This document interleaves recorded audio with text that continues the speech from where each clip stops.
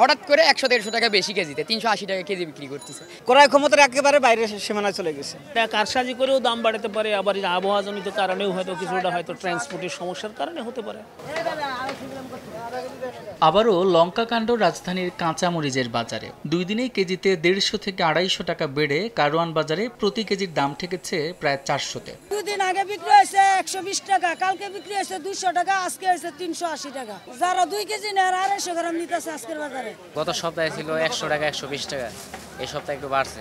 দাম বৃদ্ধির কারণ হিসেবে কয়েকদিনের বৃষ্টিতে সরবরাহ সংকটকে দায়ী করছেন বিক্রেতারা। তাদের যুক্তি মানছেন ক্রেতারাও। তবে অসাধু ব্যবসায়ীরা যেন ভোক্তাকে জিম্মি করে ফায়দা লুটতে না পারে সেজন্য সরকারি নজরদারি চান তারা। এবার বৃষ্টি হয়েছে, গাছ মরে গেছে, আমদানি কম, কাঁচামালের কোনো সিন্ডিকেট চলে না, পচনশীল।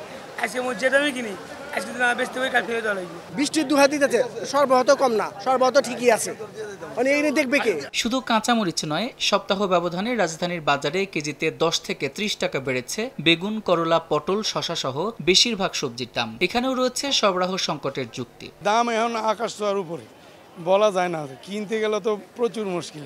করলা উস্তা কেজি 20 থেকে 10 টাকা বাড়ছে, সব সবজির দাম বাড়তি 10 টাকা 20 টাকা। তবে মাসখানেকের বেশি সময় ধরে বেড়ে চলা চালের বাজার রয়েছে স্থিতিশীল। কারওয়ান বাজারে মোটা চালের কেজি পড়ছে 62 থেকে 63 টাকা, আর সরু চাল বিক্রি হচ্ছে 81 থেকে 82 টাকা কেজি দরে। গত সপ্তাহ থেকে এই সপ্তাহ পর্যন্ত এখন আগের যে দাম ছিল ওই দামই এখন স্থগিত আছে, নতুন করে দাম বাড়েওনি আর কমেওনি। মুরগির বাজারেও নেই দামের ওঠানামা। প্রতি কেজি ব্রয়লার বিক্রি হচ্ছে 155 থেকে 160 টাকায়, সোনালীর দাম পড়ছে 280 থেকে 290 টাকা, আর দেশি মুরগি বিক্রি হচ্ছে 580 টাকায়। সাদিক হাসান ইমন, সময় সংবাদ, ঢাকা।